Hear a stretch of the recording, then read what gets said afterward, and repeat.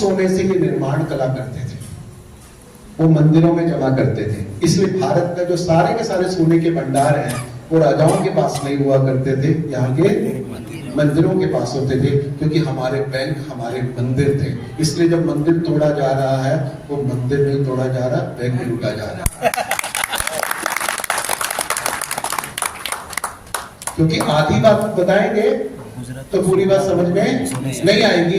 इसलिए हिंदू राजा भी दूसरे राज्य में जाके हिंदू मंदिरों को तोड़ा और लूटा करते थे। शिवाजी ने भी कुछ तोड़े, परंतु वो मंदिर के लिए नहीं, प्रजा के लिए। किसके लिए? प्रजा के लिए। प्रजा के लिए। क्योंकि वहां क्या है? धान्य है, धन और धान्य दोनों स्टोरेज है, वो बैंक है। मंदिर की आड़ है, बैंक है वहां। तो वो जो पूरी दुनिया का जो दौलत है वो इस देश को, पूरी दुनिया को लूटे बिना, तोड़े बिना, नरसंहार करते हुए, उनको समृद्ध देते हुए, उनकी वस्तु जिनकी उनको जरूरत है हम उनको दे रहे थे, और जिनकी हमको जरूरत है हम ला रहे थे। तो ये जो सह अस्तित्व का, संतुलन का, सहयोग का, इस तरीके से भारत ने आक्रमण करने की जरूरत ही नहीं पड़ी, क्योंकि जो चाहिए था वो हमको मिल रहा था, और भारत का मान सम्मान भी लगातार बना रहा। राइट, ये व्यवस्था थी। और इस व्यवस्था को कोई अंग्रेज ना, इस व्यवस्था को कोई मंगोल नहीं तोड़ पाया, कोई मुसलमान नहीं तोड़ पाया, कोई मक्का मदीने वाला नहीं तोड़ पाया, कोई शक होड़ कशान नहीं तोड़ पाया। ये व्यवस्था कब टूटी? जब अंग्रेज, और जब अंग्रेज भारत में आए तो अंग्रेजों ने भारत में क्या तोड़ा, और अंग्रेजों के आने के बाद भारत ने क्या खोया। और जो काले अंग्रेज आए, जो 1947 में आए, कभी धर्म निरपेक्षता के नाम पे आए, कभी मुस्लिम अपीसमेंट के नाम पे आए, कभी मंडल के नाम पे आए, कभी कमंडल के नाम पे आए, कभी हिंदू धर्म के नाम पे आए, कभी विश्व गुरु के नाम पे आए। इनके आने से भारत ने क्या खोया, क्या पाया, उसका विवेचन करना, उसको समझना जरूरी है। और जनता सरकार मोर्चा इन सब आंशिक कारणों के पीछे जो दूरगामी और दीर्घगामी और गहरा षड्यंत्र है उसको समझ के का काम करता है।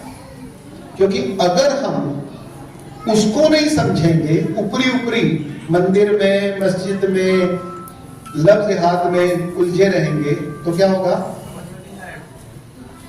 बर्बादी दोबारा से हो जाएगी। आपकी बर्बादी कभी खत्म नहीं होगी।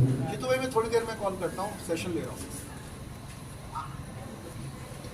आपकी बर्बादी, हमारी बर्बादी कभी खत्म नहीं होगी, क्योंकि 1757 में भारत की जीडीपी 24% थी दुनिया का, जहां आज अमेरिका है। 1890 में भी 24% है, जब अमेरिका अभी पावर भी नहीं बना। उस 1890 1922 में भारत दुनिया की तीसरी से चौथी अर्थव्यवस्था है। कब? 1922 में। 16 अगस्त 15 नहीं, 16 अगस्त 1947 को भी भारत दुनिया की 5वीं छठी अर्थव्यवस्था है, जिसका आज हम दम भर रहे हैं 16-17% के साथ। तब भी भारत 16-17% है। अंग्रेजों ने कितने साल लूटा? परंतु 15 अगस्त 1947 को एक ही दिन में भारत की जीडीपी 16% से गिर के 0.3% तक रह गई। उसके बाद हमको 1962 तक अनाज बाहर से मंगवाना पड़ा। 71 में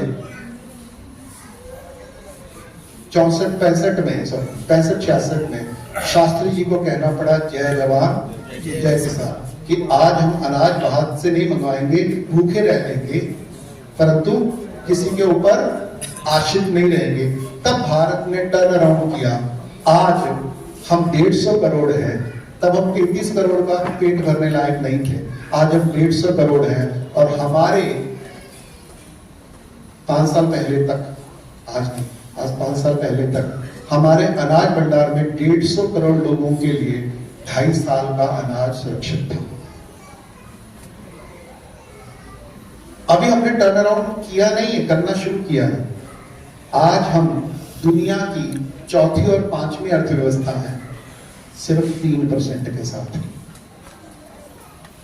कितनी आपकी जीडीपी?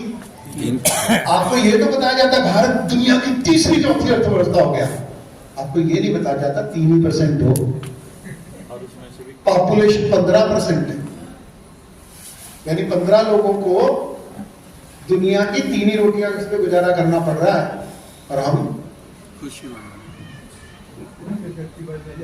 उसको बच्चे लेंगे। और हम 5 ट्रिलियन की इकोनॉमी बनने जा रहे हैं। उसमें से 4 ट्रिलियन 10 लोगों के पास है। और 4 ट्रिलियन केवल 10 लोगों के पास है।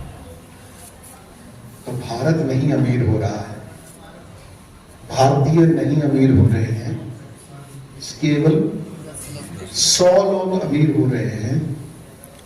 भारत का 80% प्रॉफिट केवल 10 कंपनियों के पास है, उनमें भी इन्वेस्टमेंट विदेश और की। उनमें से एक भी वो नाम का भारतीय है, वो कब उड़ जाएगा झोला उठा के, आपको भरोसा नहीं है।